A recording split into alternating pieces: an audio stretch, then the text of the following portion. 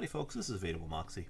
Today I was really hoping to be able to bring you a very long, in-depth video about the various strategies and techniques involved in killing the new enemy, Old Man Winters. Unfortunately, he's not hard enough for that to be necessary. So instead, I'm just going to go ahead and talk about him in general and just give you an idea of my thoughts on the new enemy. I think that he's an interesting idea. I'd really like to see Overkill expand on him, but right now he's not really in a very good place. I streamed for over 12 hours on Saturday, most of it loud, and I got about 3 minutes of Winters footage. So those 3 minutes will be the first 3 minutes in the background. And after that, you've got footage of us trying frame day 3 with only fire weapons, because why not? So anyway, why isn't Winters good? Well, we've got two main issues. The first is that he's only as good as the assault wave that he supports, and he spawns independent of the assault wave, so that often he has no support. The second problem is a specifically programmed weakness to explosives. And I want to talk about that first, because it's really a more egregious and very fixable problem.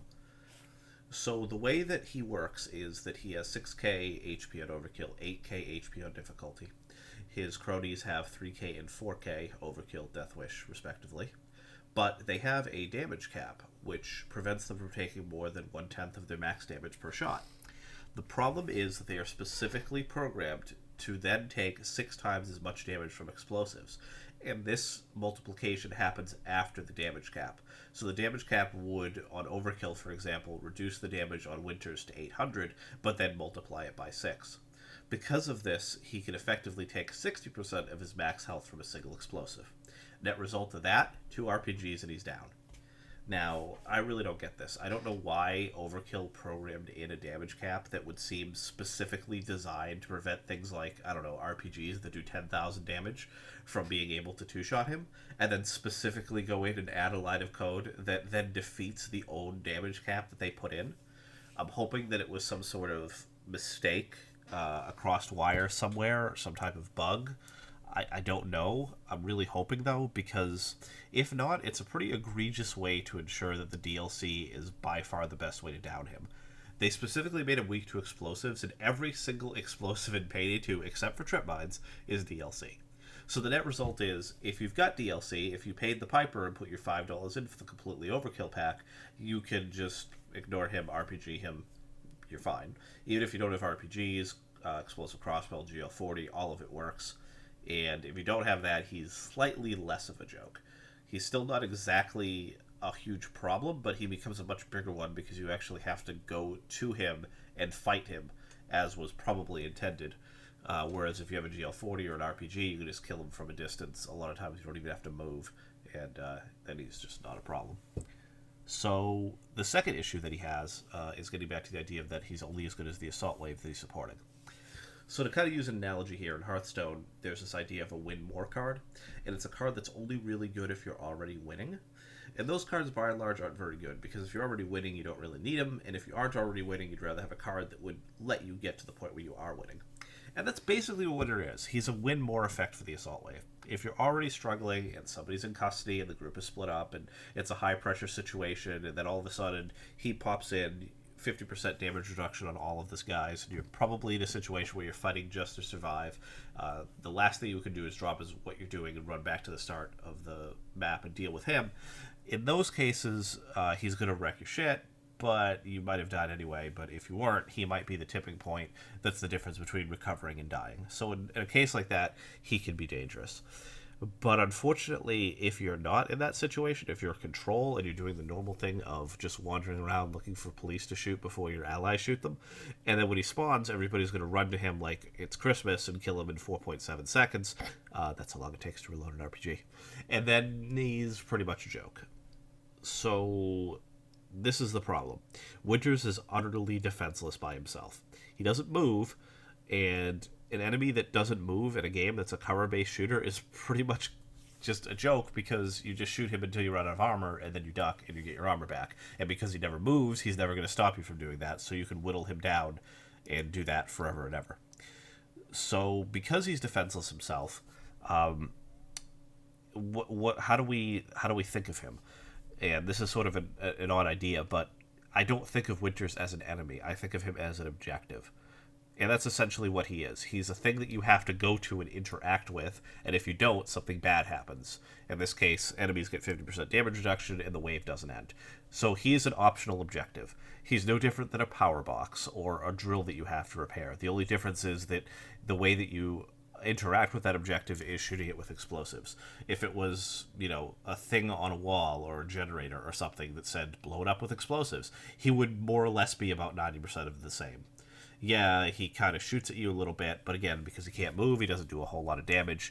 It's really not a problem that he does that. It doesn't really matter. So basically, that's what he is. He's an optional objective that pops up, and then you have to deal with him. And that's not a problem in and of itself. The problem is that if you had that type of thing, like a power box or whatever, and then there was nothing guarding it, well, it's not going to be very hard to just go and flip the switch. And that's Winter's problem, is that he spawns completely randomly, completely independent of what the wave is doing. You could be in the middle of sustain, and he pops up, and it's really, really hard because there's a lot of specials on the map, or he might spawn between waves, and then there's nothing else there, and then you just wreck him. Or he might spawn toward the end of a wave where it's fade, and then there's nothing on the map, so then you go wreck him. He also has the added problem of being bugged at the moment, where if he spawns during a fade, he does not put the assault wave back into the phase where enemies spawn, which is sustain. During a fade, enemies don't spawn, so he locks it into a situation where enemies never spawn, and you could either abuse that by never killing him and thus never facing any more enemies, but even if you decide not to abuse the game that way, you're still going to be able to kill him easily because there's nothing else on the map, and there won't be until you kill him. So that's kind of a problem. Thankfully, Winters can be fixed fairly easily. The first thing that Overkill needs to do is remove the weakness to explosives. I don't know why it exists. It's frankly awful. It's very, very bad because it separates DLC users into the haves and the non-DLC users into the have-nots.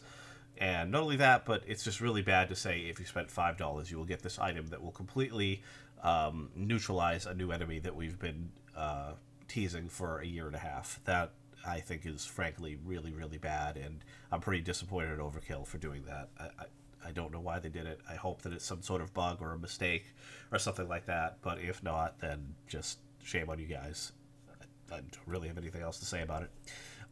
Secondly, he should only spawn during the middle of assault waves, and he should spawn with some specials that actually guard him. Like if he could have a couple dozers with him, and then maybe the area that he spawns, because it's set, they could also put like set sniper spawns there to guard him, and that would go a long way to making him a lot more dangerous to deal with. And thirdly, they need to keep spawning specials that support him until he dies, so that it's like, okay, I got the dozers down, now I have a window to focus on him, but if I don't do it fast enough, the more dozers are going to spawn, that sort of thing. As long as he's got constant support and he's adding more to the wave to really punish you the longer he's alive, then I think that he'll really be a great enemy. Now, that all said, while I don't think that Winters was particularly well executed, I really like the idea of just the police having an optional objective that you have to do, something that could be random every heist. It doesn't always happen, but it might happen, happening more often on Death Wish and that sort of thing.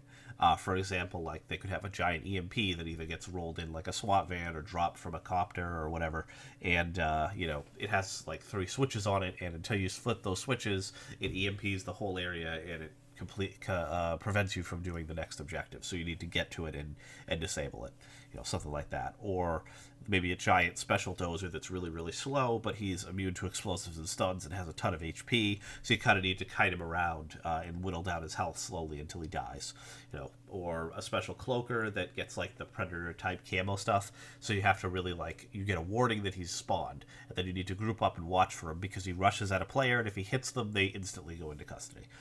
Or even something like a special enemy that disables your drill, and then it steals drill parts, and then you have to chase him down because you can't repair the drill until you kill him and recover the parts. That type of thing, just random things that the police will do to mess with you, like special police objectives that you have to do to complete the objective, or maybe even you don't have to do them, but if you don't, you're going to get a really big penalty, or something is going to hurt you in some way.